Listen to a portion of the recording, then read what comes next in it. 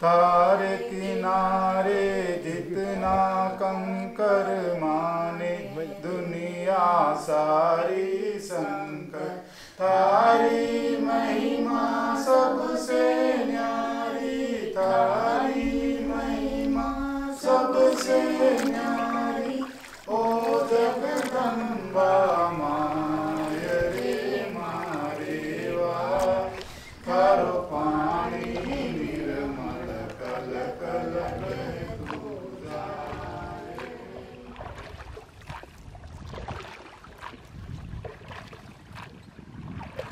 पहले देखो इतनी जाल निकाल लिया। पहले इतनी जाल में हमारी पूरी ये नाव इतने मतलब कि भरा जाती थी। अभी ये बस 2-3 ही मच्छी मिली हमको इतनी नाव इतनी जाल में। पहले मतलब बहुत ज़्यादा थी मच्छी, मतलब कि बहुत ज़्यादा लगती थी पहले। अभी तो बहुत कम। अभी तो हमारा गुजारा भी नहीं हो रहा। ये खनन के कारण भी हो रहा है और डैम के कारण भी हो रहा है।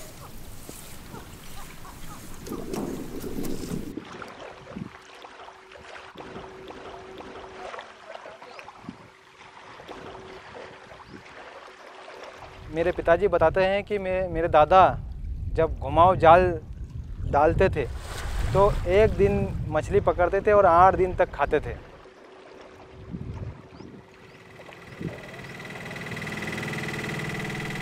यहाँ घर था और यहाँ पर हम लोग खेलते थे। ये शिव मंदिर है, ये जो डूबा हुआ सफ़ेद सफ़ेद दिख रहा है।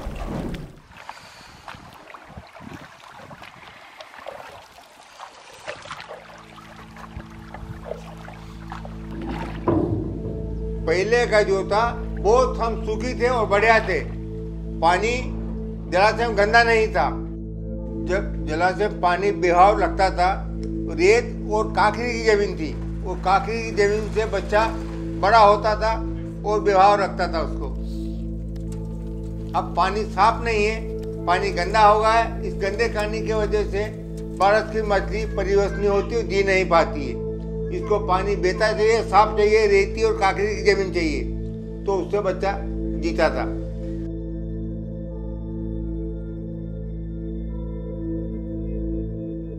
लोग बहुत परेशान हैं। मछुआरे समुदाय के लोग तो बहुत ज़्यादा परेशान हैं, क्योंकि उनको अभी फ़िलहाल में ना तो मछली मिल रही है ना रोज़गार मिल रहा है। बेरोजगारी पे जी रहे हैं।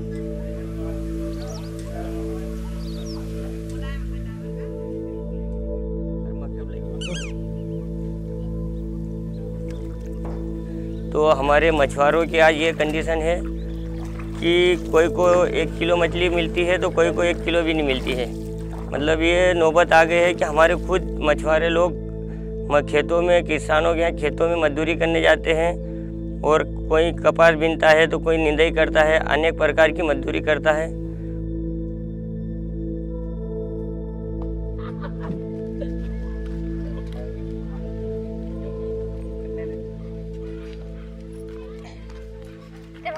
हाँ चल घर, हाँ ये तुम्हारा घर था। अच्छा वहाँ क्यों अभी पहले बाड़स कचरा सही लगता थी बाड़स, अब बाड़स खत्म हो गए। अभी धीरे धीरे धीरे धीरे वो बाम गेगरा भी खत्म होगा। पहले बाड़स मच्छी का अच्छा भाव आ जाता था, क्योंकि वह लग जाती थी तो हमारा काम हो जाता था। अभी वह मछली तो है नहीं।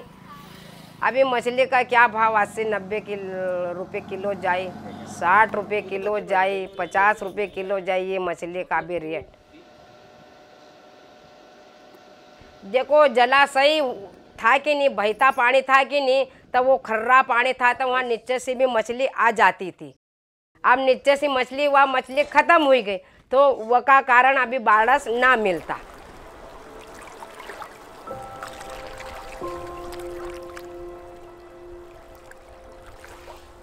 नर्मदा जो है मतलब भारत में एक जो जितने प्राचीन नदियों में से एक है, और कल्चरली और इकोलॉजिकली काफ़ी उसका महत्व है। जो हम अगर इकोसिस्टम हेल्थ की बात करते हैं तो बाड़स उसका एक अनोखा हिस्सा है, और ये ऐसे इंडिकेटर स्पेसिस बताता है कि अगर जहाँ पे बाड़स पाए जाते हैं तो माना जाता है कि वहाँ का पानी निर्मल और स्वच्छ रहता है। भारत में करीब 8 प्रजाति का महासीर मिलते हैं। तो हिंदी में उसको बाड़स बोलते हैं, मतलब जो लोकल लैंग्वेज है उसको बाड़स बोलते हैं। और नर्मदा में एक महासिर मिलते हैं जिसको टोरटोर उसको बोलते हैं साइंटिफिकली।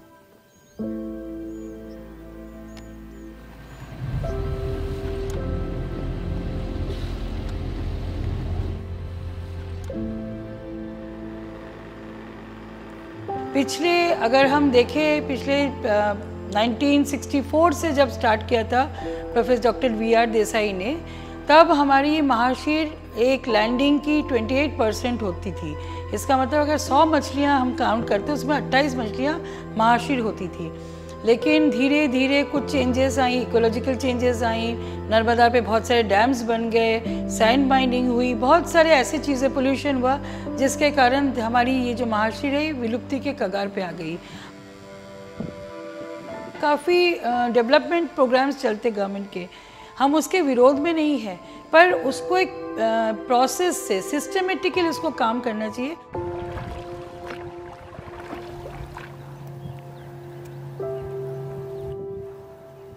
महाशीर का हैबिटेट की जो बात करते हैं, अगर इस किताब में देखेंगे तो यहाँ पे जो पानी वाला जो हिस्सा है वो उनके लिए एक उपयुक्त स्थान बनता है। और यहाँ अभी आप इस इमेज पे देखेंगे जो पथरीला एरिया है, जहाँ पे पानी बहता हुआ पानी पथरीला एरिया है, वो वहाँ पे उसका एक्चुअली ब्रीडिंग सेंटर बनाता है। और थोड़ा गहरीला पानी जहाँ पे ज़्यादा रहता है वहाँ पे उसका मतलब ज़्यादा पाया जाता है।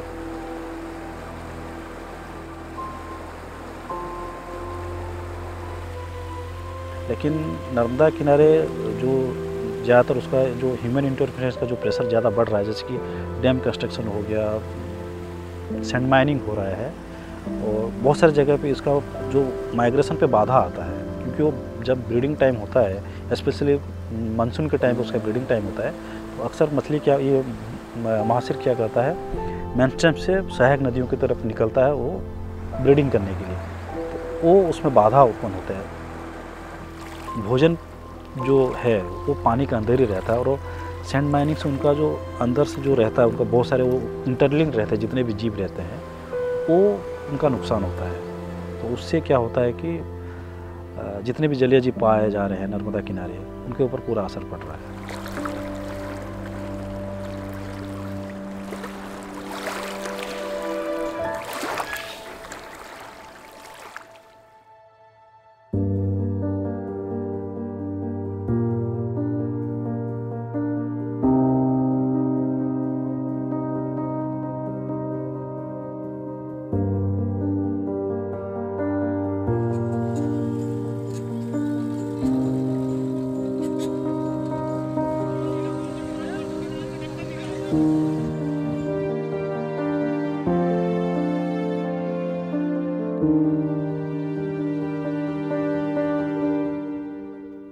खाली महाशीर नहीं, इन सब कारणों से बहुत सारे हमारे इकोलॉजिकल इम्पोर्टेंस जो मछलियाँ थी, जो जिसको हम कहते हैं कि नर्मदा की खुद की मछलियाँ थी, एंडेमिक जिसको हम कहते हैं, वो भी आज नहीं मिल रही हमें।